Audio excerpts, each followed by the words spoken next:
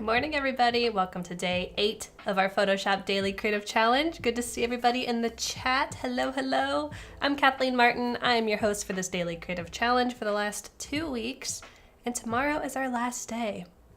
I can't believe we've come this far together. It's amazing. I'm super proud of all of the progress that you guys have made. Seeing all of your processes on Discord has been really inspiring, to be honest. And I'm so glad to have had you along on the ride with me. So we have one more day. Don't leave yet. We've got 2 more workflows to work through. And today we are covering the pen tool in Photoshop. I know we talked about the curvature tool yesterday a little bit.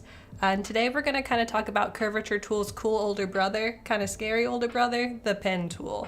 Somebody in the chat before this started, I think it was Norsh, said that the pen tool was the first tool they ever learned. And I think that's really impressive because I know that I had kind of a hard time learning it, kind of how it works. But once you get it down, it's kind of like second nature. So before I jump into the workflow, hello everybody in the chat. Say hello back so I know that you're hanging out. We got Sam, Stu, Ted, Kevin. Yes, I'm wearing a Michigan shirt, although I'm from Ohio, so this is like heretical kind of. Don't tell my dad. But yeah, cool vintage graphic tee. It is Graphic Tee Thursday, so you gotta wear your vintage graphic tees every Thursday. What's up, Carol? Good to see you as well. And Andreas and Darina. Cool. So let's pop over to my screen. I'll give you a little sneak peek to what we are going to be doing today. Whoa, we're going to be splitting a vintage portrait in half and putting some clouds in that head. Put your head in the clouds a little bit. We're going to be making a cotton candy cloud seltzer. Do you guys think that would be good? Cotton candy flavored shrub seltzer. Might be a little too sweet. Maybe we could make it fancy by toning down the sweetness a bit. Maybe leaning into the carbonation. Who knows? So there's a lot of stuff that we can do with this portrait. This is just one filling that we can add. We could also do something more like this. Ooh. More like this. Ooh. And we can also stretch the pixels between the 2 pieces to make it look kind of like a time warpy kind of vibe. So I'm going to show you how to do all of these. But before that, let's just talk about Discord really quick. This is where we're going to be posting our work in progress as we finish it, as we get going. So once you've gotten today's challenge done or your first draft done, come over here to the Photoshop Discord, come to challenge channel in the feedback section and click this little plus button so that you can add your work and get some feedback. If you want to join us, bit.ly/psdiscord. Don't look at that. Capital P, capital S. And we are good to go. Norse says with some lemon juice to reduce the sweetness. Ooh. I can't believe I haven't just done like a lemon seltzer yet. I would love that. I'm a big citrus fan. Steve says you have some relatives near Detroit. Oh, nice. Detroit is a cool city, not gonna lie. Masayu says, I'm excited for today's trick. It may seem like a trick, but it's really just a workflow that's gonna be helpful to learn. Cool, so I have my Can mockup open. You can download what I'm using by going to the landing page, behance.net/challenge/Photoshop, scroll to the bottom, click Get Started, and there are some stock previews in there for you to play with. So this is what it will look like when it is done. This is what your Can mockup looks like. Come on over to the design folder, double click into this smart object right here, double click there, doot doot, and it will take you into your design space. Now I'm going to turn everything off and we're just going to start from scratch and see how far we can get in about 15 minutes. Probably pretty far. This isn't a complicated workflow, it's just more like a complicated tool, the pen tool. Turn all of this off, get it all out of here. Okay, so we are just starting on a gray background. That works for me. I'm going to turn back on my normal portrait layer. I just dragged this in from my downloads. I looked for portraits that had this nice kind of 3/4 view and maybe we're looking up or down because we're going to be using the pen tool to kind of mimic the curvature or the contour of her face. Select it and then pull it apart. Sorry for the sound effect. That was kind of gross. What's up, Kingsley? Good to see ya. Mercurial, hello. So with our layer selected, I'm just going to go ahead and rasterize this so we just have plain pixels to work with, easy peasy. And I'm gonna come over here to my toolbar and choose the pen tool. Where is it? Where is it? Where is it? There it is. You can also just tap P on your keyboard. Check it out. I'm gonna tap it. Boom. And notice that my pen tool is now highlighted. We used the curvature tool yesterday, so you might still have the curvature tool selected. And if you want to get to the pen tool, you can long press on here, choose from all these different kind of selection tools, or do, whoops, Shift P to cycle through all of your tools. You can see the little icon cycling as I do Shift P over and over again. Very nice. Back to pen tool. We could do the freeform pen tool and just kind of draw a selection. Maybe I'll show you how to do that, but for now, let's drop some points. So basically, the pen tool, you might have just seen my dog walk behind me. The pen tool is a way to create a very specific and finessed selection or path in Photoshop or Illustrator. That's where it's actually mostly used, I think. And the way that it works is you drop 2 points and then you make a line between them. Now, if the second point that you drop has a curve, hold on a second, that didn't work. There we go. If you drop the point and hold and pull out a curve, that's how you can get these nice vectory, smooth lines. So let's start at the top of the noggin and just work together. I'll zoom in a little bit. Actually, before I get started, we need to get rid of the background. What am I thinking? Need to get rid of all of this nice gray background so we just have our portrait to work with. We know how to get rid of a background though. We've done it a couple times. We're gonna go to our selection tools. Come up here, we can do select subject. See if it does a good job. It actually did a great job. Check out these marching ants going around the hair. I'm gonna jump into the select and mask workspace just to make sure that the hair doesn't look too wild because it is so fuzzy back here that these selections can look a little bit strange sometimes. So I'm gonna choose my selection tool, increase my size with my right bracket, hold Option to erase. I'm just gonna erase a little bit of this. Okay, looks good enough. Maybe I'll erase a little over here so this edge isn't so hard. Maybe I'll turn up the contrast a little bit so we have a nice hard edge. Output to new layer, and there we go. Our background is gone. Also, if you're watching the stream before me with Claude's Spark workflow, did you see how you can remove backgrounds in Spark on the web browser now? That's amazing. That is actually magic and kind of a game changer. What's up, Angus? Good to see ya. Umacorn says I need to be in a certain mind space to use the pen tool, like a very logical mind space perhaps. All right, now let's jump back to the pen tool. I have my layer selected. We're going back to the pen tool. Let's start at the top of the head. So you kind of have to think about this in a 3D form. We're not just gonna select a straight line from top to bottom because when we break that apart, it's not gonna look like it's actually going along the contour of her face. We need to fake this a little bit. So we'll start at the very kind of backmost piece of the head that we can see. Click. And I know that from the back of the head to basically the front of the forehead, it's kind of one arc. There's no like contours that are happening from there. So I'm gonna drop my next point in the middle of the forehead, kind of between the eyebrows. I'm gonna click and hold and pull out a handle. So this is where you kind of just have to use your eye to get a picture of how this angle along the top of the head's gonna look. So that looks pretty good. I don't want it to look like this because then it will look like I don't have a perfectly straight line. That looks pretty nice. Okay, so from here, I'm gonna continue to drop points along the frontmost line of her face. So there might be a little bit of a point right here, but you see when I do that, it's actually curving all the way out here and coming back here. That's because when I pulled out that super long handle, I need to shorten that a little bit so that we can get a little more finesse. So I'm gonna Command Z to undo. I'm gonna hover over this icon or this point, hold Option and click. And that's gonna get rid of that really long handle so that I can then drop another point right here and it stays nice and close.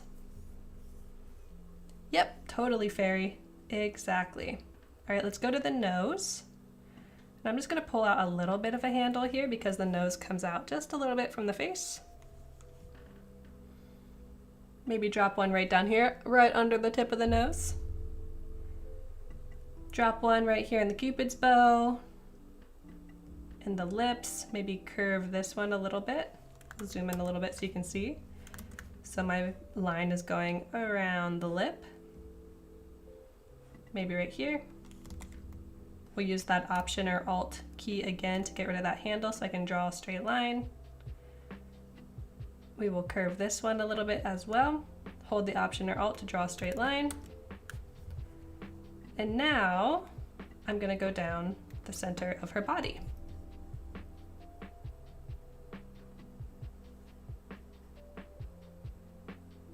Okay, cool. Looks pretty good. So we have the face contoured. It's like we're doing plastic surgery or something.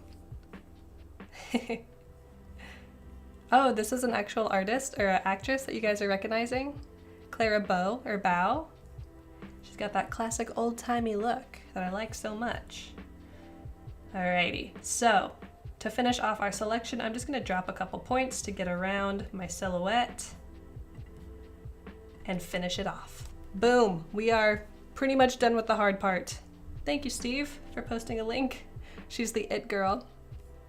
This would be a good technique for making an android too. Totally, Carol, you could like pull two pieces apart and show the robot underneath. We're gonna just show clouds underneath because this is a head in the cloud seltzer. But you can do whatever you want. I'm excited to see what you do in Discord, actually. Okay, so we have our finished path. Now check this out up here at the top. We have a couple options on what we want to do with this path.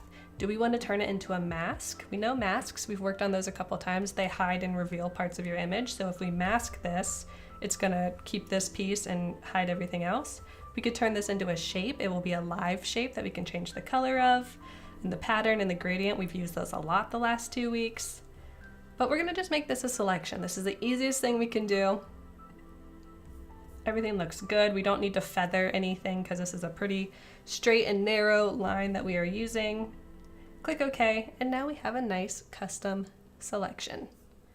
And if we zoom in here, we'll see it marches right around her nose, over the lip contour. It looks pretty good. So I'm just going to use my Move tool. And with this selected, I should just be able to cut and drag this down. We want to create a little bit of depth, so I'm going to go over horizontally and down vertically so that we can get that nice space in between. And check it out. When we zoom in, we can see that it really kind of looks like this. She was cut right down the center. What's up, Chad? Good to see you. And Scott. Yeah, there's no plastic or silicone surgery back in Clara's day, that's for sure. There might have been, but might not have been as sophisticated. All right, we're gonna go to select, deselect to deselect those marching ants. And I'm just gonna use the Move tool to move my entire layer to the center. And let's start working on our shape that we're gonna fill between the two halves, the two hemispheres. So there's a couple different ways that we could do this. I like to do this by, first of all, making a new shape. We're gonna use the pen tool again in a new layer. Pen tool, and I'm just gonna connect each point to its matching point. So the two tops of the head right there. Make a selection that goes all the way around. We're gonna make this a new shape. It can be filled with black, that's fine. We're gonna drag this layer below our portrait layer. So now we have kind of a canvas to work on, and this can be our clipping mask zone where we can put our pattern in here and then attach it to this shape with a clipping mask. Before we do that, because I think that's a little bit easier, I'm gonna show you something that's kind of cool. We are going to take some pixels from Clara, if that's who this really is. We're going to stretch them and try and see if we can make it look like we stretched her face. So I still have this layer of her still in my layer stack. You're going to need this. I should have told you to duplicate your layer before we started cutting her in half. But I'm going to take my marquee tool and just try to take a thin marquee that goes through all of the important information on her face. So it's going through her hair, one of her eyebrows, the darkness of her eye, and her lip. We could also maybe get some of her nose as well. We don't want it to be too wide because we're going to be stretching this, and if you stretch it and it's too wide, it's going to look like what it is, but if it's thin, it'll just look like a band of value. Okie doke, I'm going to go to edit, copy. We are going to paste in place, and that's actually just going to make a new layer that is just this little marquee. Turn our split face back on. We're going to use one of the tools that we learned, I think, on the second day. We're going to use our perspective distortions and our transform tools. So come up here to edit, transform, distort. And this is going to allow you to just grab one of the corners, pull it down to meet here, grab this corner, pull it down to meet here. We're going to meet each four corner with the four corners of our chica. All right, so you'll notice when I do that, it doesn't fill in the side of her face, which we need it to do that for us. So this is where our clipping mask shape that we just made previously will help us. I'm just gonna grab this right side, stretch her out. I'm gonna do my best to match up these bands of value with where they actually belong on her face. So for example, I know this dark piece is where her lips are. I'm gonna kind of base everything else off of that. It doesn't have to be perfect. We're just gonna do our best. That looks pretty good. Don't worry about going outside the lines at this point. You might need to make things quite a bit bigger to really match up well. That looks pretty good, although we want the eyes to be closer to where the eye actually is. Maybe we'll drag this down a little bit. Drag this up a little bit. And this up. All right, good enough for me, almost. Tap, tap, tap, move it up, move it up. Okay, looking good. I'm gonna hit enter to commit my changes. And now, with this layer, this stretchy layer, I'm going to clip it to my shape layer below. So right click on your stretchy layer, create clipping mask, and it clips it to our black shape. Remember, we just made this black shape layer? It's gonna clip it right there. Cool. So that looks pretty good. Why not warp it? Hey, Carol, you totally can. I like distort instead of using warp because distort lets me just grab every corner, which is really all I need to pull this out. Warp will allow me to pull out like quadrants, which you can use, but you might actually find that helpful here if you wanted to like push these eye sections down, but I'm gonna show you a different way to do it. I'm just gonna use my burn tool. This is like classic photography over here. My burn tool, the hotkey is O. I'm just gonna darken up some of these areas that I think need a little bit of shadow. We could use our click, hold, shift, click to make a straight line if we want to. Just to make it feel like it's mixing and matching a little bit better.